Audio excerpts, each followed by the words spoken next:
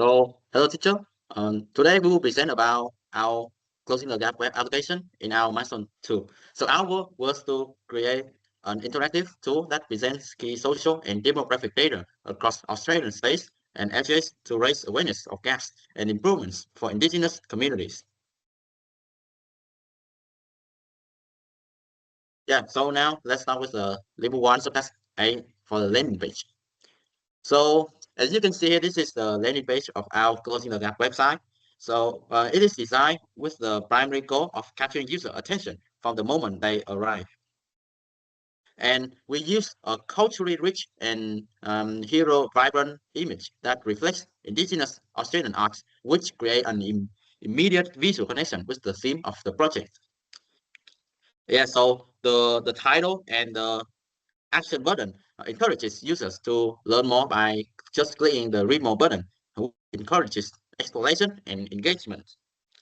So our navigation bar is clear, consistent, and follows common design patterns. So it includes links to sections like home, about, statistics, and comparing, so that it can allow users to intuitively find what they need. So there is also a search bar on the top right to support flexibility and efficiency of use. So although we believe that this may meet the level 1 subtask requirement of capturing user attention by using a combination of visual, clear messages and intuitive navigation. So here's the population data section between 2016 and 2021. So this section of our web application focuses on visualizing population data across Australian states and territories for the years 2016 and 2021. So users can type a state or territory name on a search bar or selected from the map to view population totals. After selecting, the interface will update to show the population in 2016 on the left and 2021 on the right. And also, a key feature is that user can flexibly switch between seeing raw numbers or seeing a visual chart view, depending on their preference. Yes, so here's the chart views. So this enhances accessibility and satisfies Nayland principle, that is flexibility and efficiency of use. So we believe that this implementation will fulfill the level 1 requirement to present the total population of each state and territory in both 2016 and 2021 in an interactive way and friendly way. So here is the section that presents 17 social economic outcomes. So to easily see and follow the 17 social outcomes, we used a visual grid formatted with image button that represent each outcome. Each icon is clickable, leading user to dedicated page that provides more detail about the selected outcome. So when user just click on the icon, the bar will appear here, providing more details, information about the selected outcome. So by combining imagery with interaction, we can meet the level 1 requirement to present all 17 social economic outcomes in a clear, accessible way and engaging way, also fulfilling the heuristic principle, that is recognition rather than recall, and aesthetic and minimalist design. So here we highlighted the targeted outcomes. This session spotlight focus on the important outcome, which helps user, especially policymakers, to understand where our position intends to have the most measurable impact. So now we will move on to level 1 mission statements. Yeah, so here we focus on providing the mission-driven context behind the site and align it with the needs of diverse users. So in the vision section, it explains the core problem. Data is usually complex and inaccessible. And the mission section describes our solution, making this data clear, structured, and interactive so that policymakers, educators, and community leaders can use it in an effective way to support indigenous communities. So we have collected user information to design 6 different personas, and 3 of which are shown here. You can see that. Yes. And in each persona, it includes the pain points, the goal, the comfort level, and the preferred learning styles. So this ensures outside supports real user needs through thoughtful UX decisions. Yes, and here's the example of our personas. So for the key path scenarios, these key path scenario describe how each um, user in persona would explore the website. For example, for Daniel Smith, he clicks the poster, read the description, uses the filters, and compare the HA data, and then he leaves with new insights. So this scenario-based approach ensures the user journey is intuitive, accessible, and aligned with the site's goal. So he's our team member. So to complete the level 1 requirement in subtask B, we also included a team member section. And this section introduces each group member along with their role and contributions to the project. It helps personalize the experience and showcases the collaborative effort behind the site development. So we can ensure that each member participated in at least one, level 2, level 3 task implementations, the UX UI design improvement, the database modeling and SQL queries, and the creation of this presentation. Yes, so now this is the level 2. We will first start with the subtype A. It is the age and health conditions by LGA of state in 2021. Here we introduce our level 2 subset A to allow users to explore age demographics and health conditions from the 2021 census at both HA and state levels. So on a single unified page, user can can choose to see between the raw totals or proportional values. Yes, by clicking on the checkbox here. And this is the drop-down that lets the user switch context images between the LGA and state territory uh, with the view updating accordingly. Yeah, so we provided the column with the sorting function to ascending and descending, but by default it will be ascending to update in real time as the user source, which ensure immediate understanding of the position. Yes, and here is a table input after user select the option in the filter menu. And all sorting and ranking are driven by optimizing the SQL queries on our backend. So now we will move on to level 3 so that is there is a view change gap over time. So to use the website effectively in this web page, so the first step is that selecting the filter interface. So first, the user needs to start by selecting one and only one data set from the dropdown. Here, for example, they can choose the health or school completion. And then they will need to choose a specific state or LG. And indigenous status, for example, indigenous or not sure, but they can also choose both. And the sex, male and female, they can also choose both. So this supports accurate filtering based on the dataset scope. So in step 2, they will need to select health condition for health datasets, and they will need to choose school or non-school condition for education. And for the population, they can choose the age ranges. So after choosing the option, it will output the gap table. So here we display the gap value for 2016 and 2021. Also the change over time. So we also included the gap comparison charts. Um, so for this, it will help users to understand whether the gap is improving or worsening. Yeah. And here we highlighted the best improvement and worst decline of the gap. So this gives user and especially policymakers an actionable insight into areas of progress or concern. So, we believe that this level 3 ensures that users not only see data, but they can also gain meaningful insights into the progress of closing the gap. Yes, and next is a subtype B in level 3. This subtask is to find similar LTAs. So to use this web page, so first, user also need to choose the input.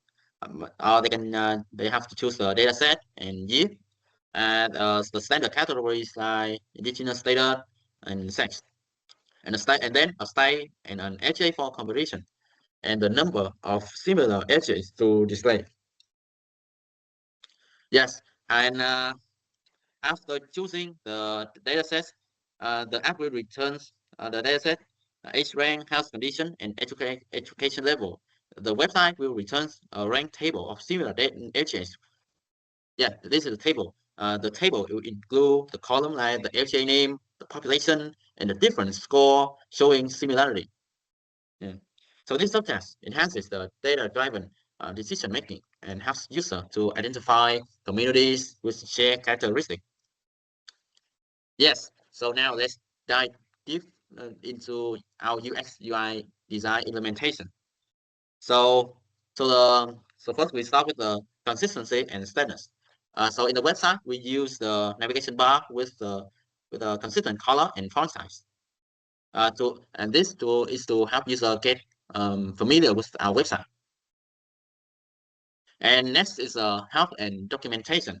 So at the landing page, we display a clear introduction text for each level with the read more button. So this is to help user understand the purposes of our website. And next is the match between system and the real world. So we use the map and official icons like the search bar and the map here. So that is to help users to is more familiar with something that we use in the real life. Yeah, so for the recognition and rather than record, we use the drop down and label visual to reduce the memory load. I mean, user don't need to remember the options. Yes, so it's another example. So for the user control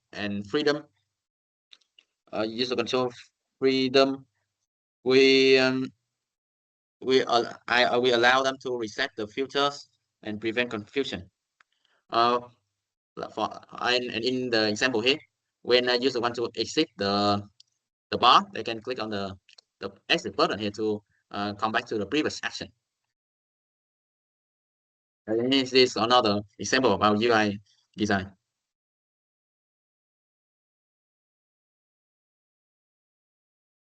Yeah. So now for the database, uh, and here's our database. So we use an ER model that clearly link the FGAs to all demographic, health, and education data.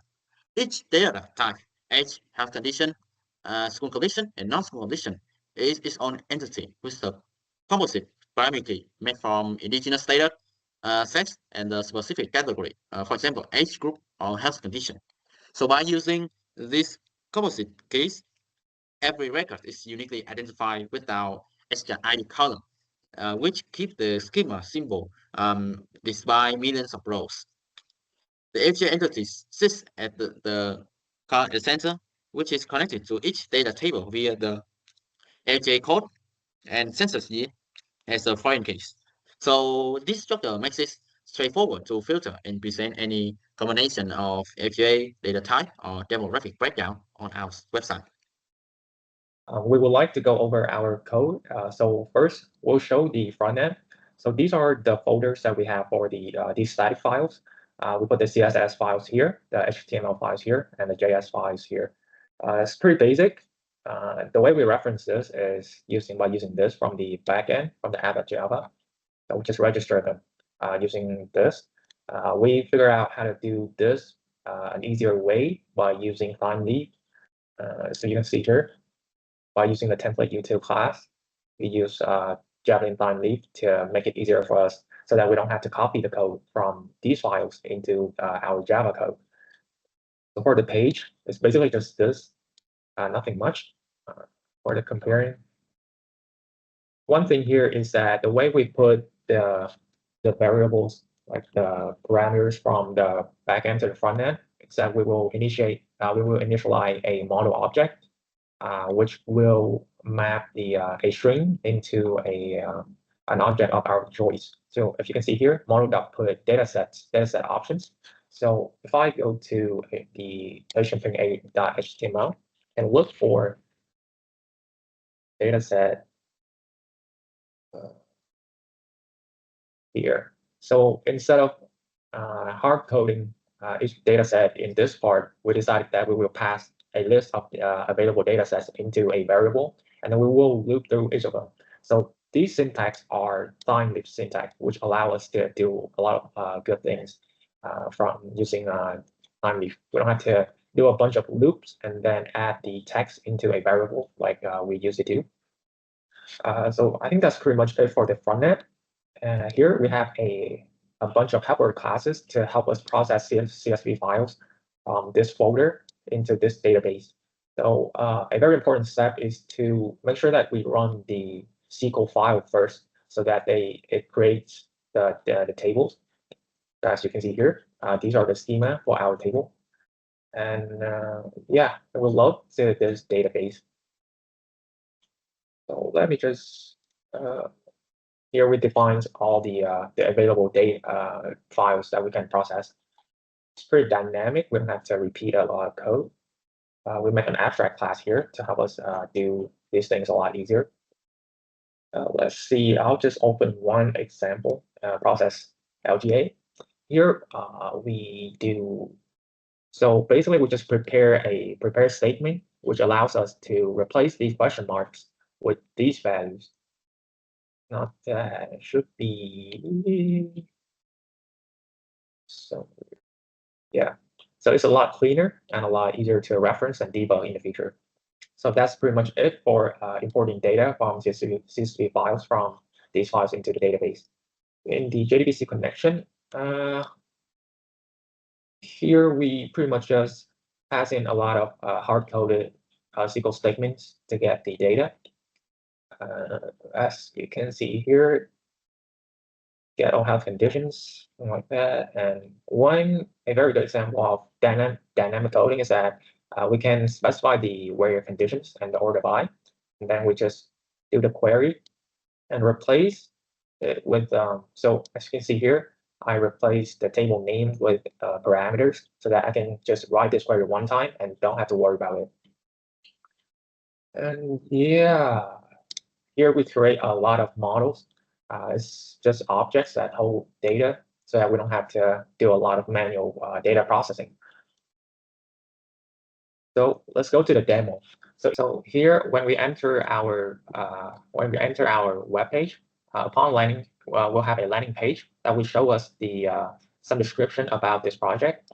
Here you can see the description on closing the gap, and we have levels, description for the levels as well. And when you scroll down, you can look up the population for each state. Let's try New South Wales. Here it will reload a bit, but we'll see the population, and then we can see the chart. Thank you. And if we pull it down a little bit more, we can see 17 socioeconomic outcomes of the National Agreement on Closing the Gap. When we hover in, we can see some description for it.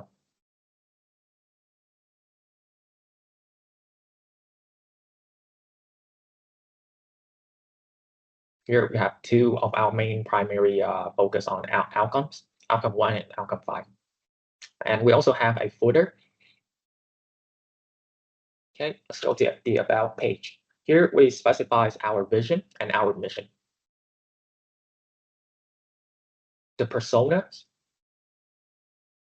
Here, if you click on the picture, it will direct you to a Google Drive, and we will put all the details in there.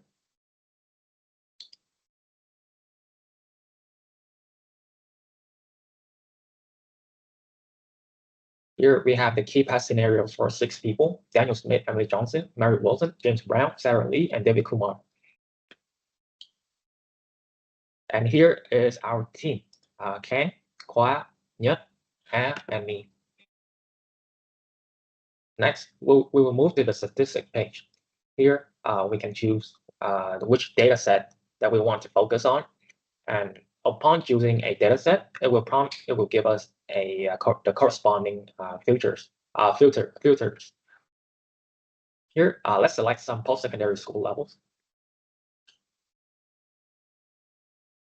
And we'll select some state. Here, if you select a state, it will narrow down the number of LGAs that you can choose. So this helps the users easier to locate what they want to choose. Here, you also search for it by just typing in the search box.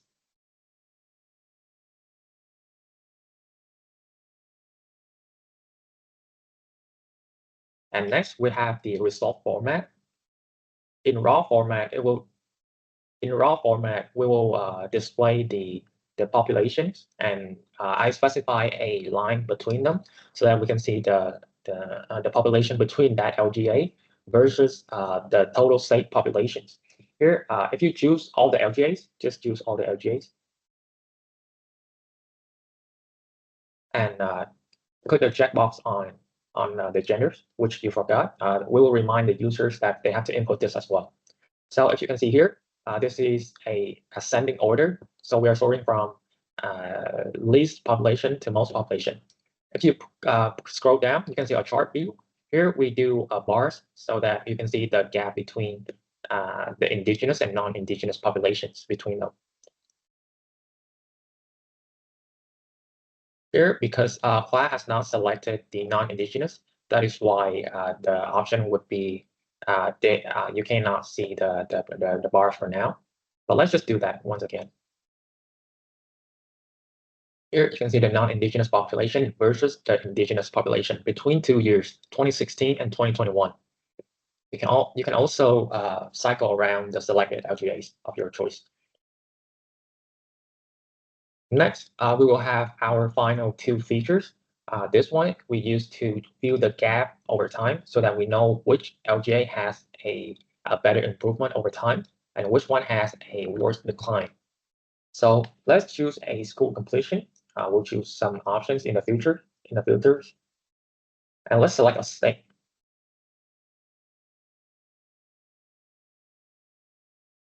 Here, upon selecting a state, we can it will prompt us with the corresponding LGA of that state. Here, we'll use Boolean to demonstrate. In 2016, it has a 166 population, and the population in 2021 is 148. So you can see the gap change there. And this is a chart. Here, you can see that Rockdale improves by 17,000, almost 18,000 population, while Bayside declines for almost 24,500. And last, we have defined similar LGAs. We use this to determine the LGAs that has the similar amount of population of the selected LGA.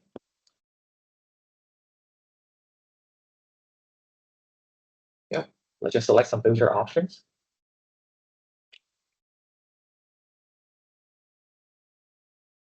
Here, the user can decide how many similar LGAs they want to display. So as you can see here, the population actually stands for the gap between them.